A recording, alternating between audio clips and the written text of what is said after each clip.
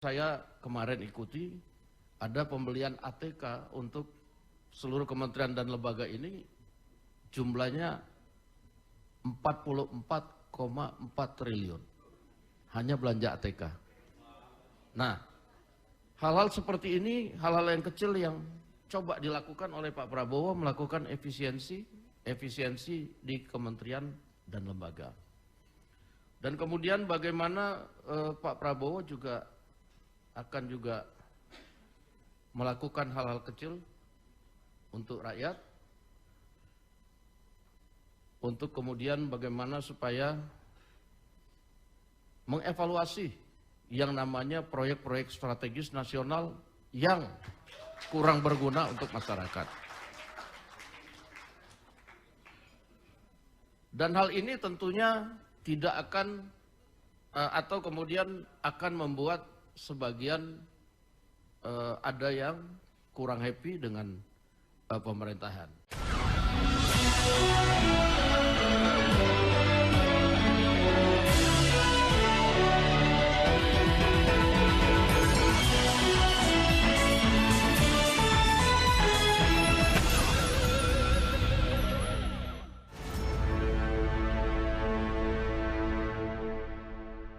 Assalamualaikum warahmatullahi wabarakatuh. Apa kabar? Kembali berjumpa dengan saya Hersu Benarif dari Forum News Network. Ini ada kabar baik, tapi sekaligus juga kabar buruk. Kabar baiknya tentu bagi rakyat yang lahannya sekarang terkena proyek strategis nasional atau PSN. Sebaliknya ini kabar buruk bagi para Taipan yang sebelum Pak Jokowi lengser kemarin mendapat hadiah proyek strategis nasional.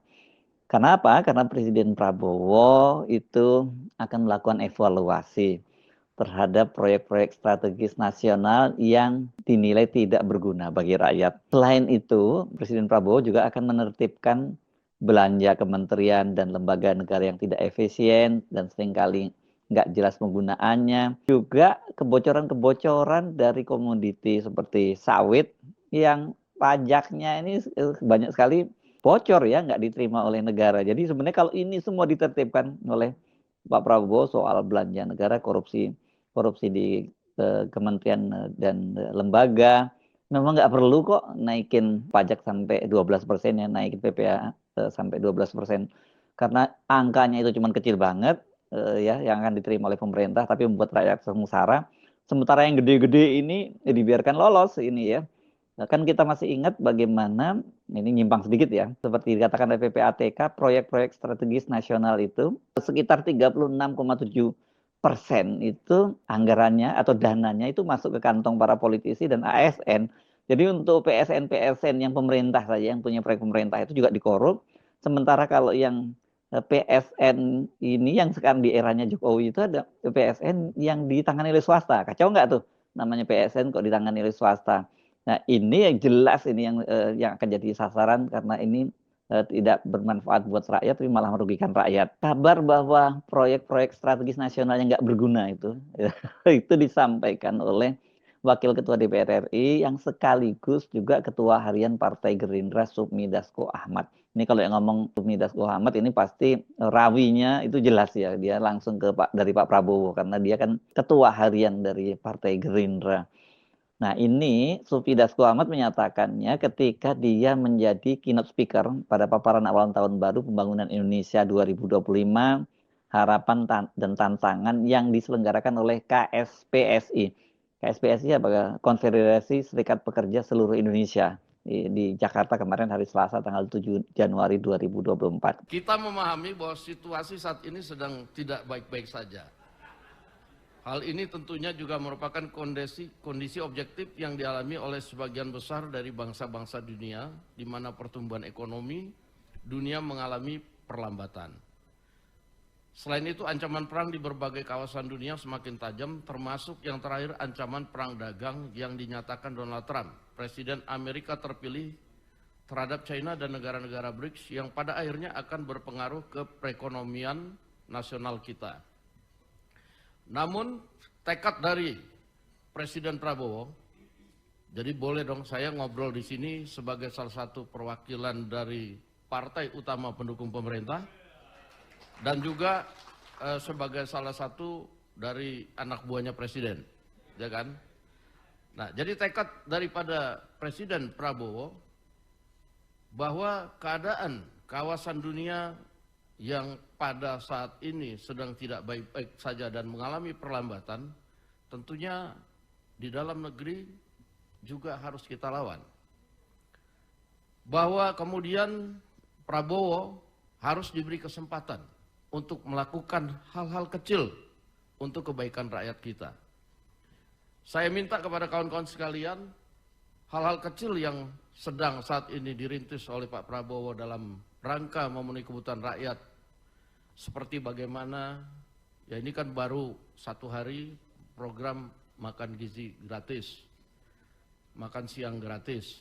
Kemudian bagaimana nanti tadi Pak Prabowo akan berusaha yang sebenarnya selama ini bisa dilakukan. Hal-hal kecil tadi misalnya mengumpulkan lahan-lahan sawit yang selama ini sengaja tidak didata, sengaja kemudian hasilnya banyak tetapi kemudian pajaknya tidak dibayar, dan itu kemudian dicoba untuk dikumpulkan, untuk dimaksimalkan hasilnya untuk semata-mata kepentingan rakyat, untuk menambah APBN yang selama ini kurang. Bagaimana hal-hal kecil yang akan dilakukan oleh Pak Prabowo dalam melakukan efisiensi terhadap pengeluaran kementerian dan lembaga. Yang saya kemarin ikuti, ada pembelian ATK untuk seluruh kementerian dan lembaga ini jumlahnya 44,4 triliun. Hanya belanja ATK. Nah, hal-hal seperti ini, hal-hal yang kecil yang coba dilakukan oleh Pak Prabowo, melakukan efisiensi di kementerian dan lembaga. Dan kemudian bagaimana Pak Prabowo juga akan melakukan hal-hal kecil untuk rakyat, untuk kemudian bagaimana supaya mengevaluasi yang namanya proyek-proyek strategis nasional yang kurang berguna untuk masyarakat. Dan hal ini tentunya tidak akan atau kemudian akan membuat sebagian ada yang kurang happy dengan pemerintahan. Nah, oleh karena itu Pak Prabowo tetap bertekad bahwa ini harus dilakukan, apapun itu resikonya, kita akan jalan. Dalam pemerintahan yang kurang dari 100 hari, sudah banyak hal-hal yang kemudian, ya namanya juga belum 100 hari, sudah banyak kemudian ya gangguan-gangguan walaupun kecil ya lumayan mengganggu. Dan itu tentunya kami minta dukungan kepada rekan-rekan sekalian. Tolong hal-hal kecil yang akan dibuat Presiden untuk kepentingan rakyat banyak ini, tolong dikawal. Tolong dikawal. Karena biar bagaimana kita sudah lihat bahwa kepentingan asing di sini sangat besar, yang tentunya tidak happy kalau kemudian kita melakukan hilirisasi, kalau kemudian tadi kita akan mengidentifikasi perkebunan-perkebunan yang tidak terdata, yang hasilnya selama ini kemudian tidak masuk ke negara dan jumlahnya demikian banyak. Dan banyak juga yang tidak happy kalau kemudian nanti misalnya Pak Prabowo agak keras dalam pendampingan di kementerian lembaga dengan melibatkan aparat penegak hukum, KPK maupun kejaksaan dalam rangka mengawal proyek-proyek yang bersifat besar. Nah, mungkin kado tahun baru 2025 yang baru-baru ini kita launching adalah bagaimana kemudian contoh-contoh yang bisa kita lakukan efisiensi sehingga kemudian dalam waktu selama 1 minggu kita bisa breakdown, itu dana haji bisa turun sebanyak 4 juta rupiah.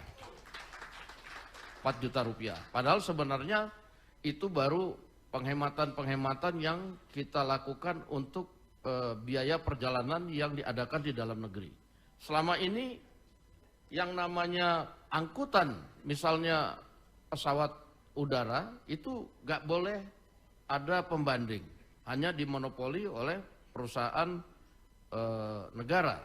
Nah, tetapi demi efisiensi pada hari ini misalnya, itu kita ada pembanding dan ada 2 maskapai sehingga kemudian terjadilah kemudian perundingan harga sehingga itu berakibat lebih besar dalam hal penurunan biaya komponen haji. Nah, belum lagi kemudian kalau kita mau masuk, ini kita nanti mau berangkat ke Arab Saudi. Nah, itu juga penyelenggaraan tentang makanan, catering dan lain-lain, mungkin Pak Ustadz Batiar Nasir lebih tahu bahwa kalau kita benar-benar serius, itu efisiensi akan lebih banyak dan penyelenggaraan haji akan lebih bagus sebenarnya. Nah, hal kecil yang dilakukan oleh Pak Prabowo Subianto ini akan terus dilakukan dalam bentuk apapun dan di bidang manapun untuk kepentingan rakyat. Apa yang dimaksud oleh Dasko bahwa ada PSN-PSN yang tidak berguna bagi rakyat itu? Dalam banyak kasus di era Jokowi itu banyak sekali PSN atau proyek strategis nasional itu yang alih-alih berguna bagi rakyat tapi malah menjadi persoalan dan menimbulkan sengsaraan buat rakyat. Anda tentu ingat masih kasusnya Wadas misalnya yang sampai menimbulkan bentrokan-bentrokan antara aparat dengan rakyat. Dan kemudian yang terbaru, nah ini kaitannya dengan PSN swasta yang diberikan oleh Jokowi itu, yakni kasus Tropical Coastline atau ini sering yang orang populernya menyebut Pantai Indah Kapuk 2, PIK 2, dan PSN Rempang Eco City di Pulau Rempang, Batam. Ini kan 2 proyek ini bukan hanya tidak berguna, tapi malah menyengsarakan rakyat. Lahan rakyat digusur ya, kalau di Rempang itu yang mereka sudah beranak pinak sudah ratusan tahun ya, malahan sebelum Indonesia merdeka sudah ada di situ, tiba-tiba diganti rugi dengan ini ganti ruginya benar-benar ganti rugi ya, diganti tapi rugi. Dan kemudian ini menggunakan aparat penegak hukum dan aparat desa untuk menekan rakyat. Begitu juga dengan Pantai Indah Kapuk 2 ini kan sebenarnya proyek yang lahannya cuma sekitar 1.700 hektar sekian lah begitu yang tadinya untuk Tropical Coastline namanya, kan tiba-tiba disalahgunakan dengan memasang pelang Pantai Indah Kapuk 2 di sepanjang pantai utara Banten dan kemudian menggusur rakyat dengan ganti rugi yang semena-mena. Di situ juga ada pengerahan aparat penegak hukum dan lebih parah lagi kalau di sini melibatkan para desa yang tergabung dalam Abdesi. Tentu kita masih ingat bagaimana orang seperti Said Didu yang membela rakyat di situ itu malah dilaporkan ke polisi oleh Abdesi ya. Ini kan kacau banget ini ya, para desa bukan melindungi rakyat tapi malah menghamba pada para taipan pengembang ini. Nah, sebelum lengser dari jabatannya pada bulan Mei tahun 2024 lalu itu pemerintahan Jokowi melalui Menko Perekonomian Erlangga Hartarto itu mengumumkan ada 16 PSN baru yang tidak menggunakan APBN. Ini dari sisi istilahnya saja sudah jelas maksudnya itu adalah proyek PSN untuk swasta. Ini kacau ini ya. Kan sebenarnya PSN itu maksudnya tadinya untuk membangkitkan perekonomian di daerah-daerah yang masih tertinggal gitu. Ini di tengah Jakarta atau di pinggiran Jakarta seperti di Tangerang kok tiba-tiba muncul PSN 2 ini ya, Banten ini ya tepatnya, BSD dan Pantai Indah Kapuk 2. Ini kan proyek swasta semua, ini proyek bisnis, kenapa diberi status sebagai PSN gitu. Dalam konferensi pers di sela rapat kerja nasional percepatan penyelesaian dan praevaluasi proyek strategis nasional Jakarta tanggal 14 Mei 2024, Erlangga Hartarto menyatakan ada 16 PSN yang sudah disetujui. 16 PSN itu terbagi atas 14 proyek dan 2 program dan dilaksanakan yang nantinya akan dilaksanakan di pemerintahan calon presiden dan wakil presiden terpilih yakni Prabowo Subianto dan Gibran Rakabuming. Ini waktu itu kan memang belum dilantik Presiden Prabowo dan Gibran ini. Jadi ini rupanya maksudnya Pak Jokowi memberikan warisan gitu proyek. Tapi ternyata bukan warisan proyek, ini malah warisan persoalan besar yang ngesarakan rakyatnya Presiden Prabowo. Dan kata Erlangga pada waktu itu, pelaksanaan 16 PSN itu tidak menggunakan APBN tetapi oleh pihak swasta. Salah satunya adalah proyek kawasan ekonomi khusus bidang kesehatan di kawasan BSD City. Karena kita punya KEK, Kawasan Ekonomi Khusus Kesehatan, 1 di Sanur, 2 di BSD, kemudian yang ketiga nanti di Batam.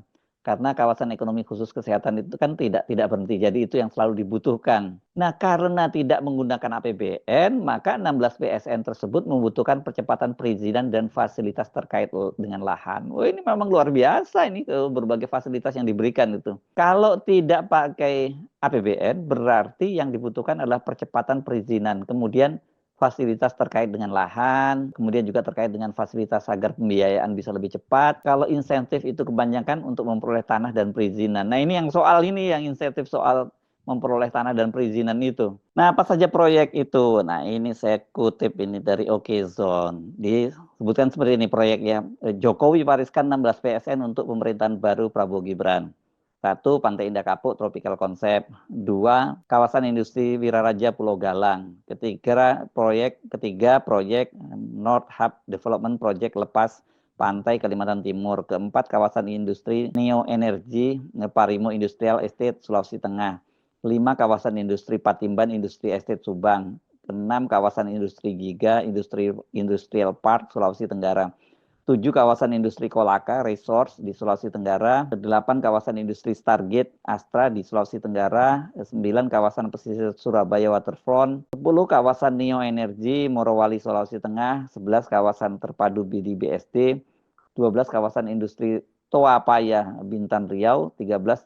Tol di section Harbor Road 2 Jakarta Utara. 14. Tol dalam Kota Bandung. Sementara untuk dua program itu, 1. Teknologi pembayaran jalan tol multi-lane fee flow. Kedua, program integrasi 2 operator bandara di bawah holding BUMN Injourney.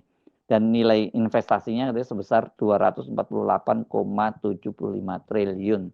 Yang namanya proyek swasta, ya pasti tujuannya adalah bisnis, ini mengeruk keuntungan. Konyolnya ini karena diberi label proyek strategis nasional PSN, maka para pengusaha swasta itu mendapat kemudahan dan proteksi dari negara. Sudah diberi kemudahan, ada proteksi lagi dari negara.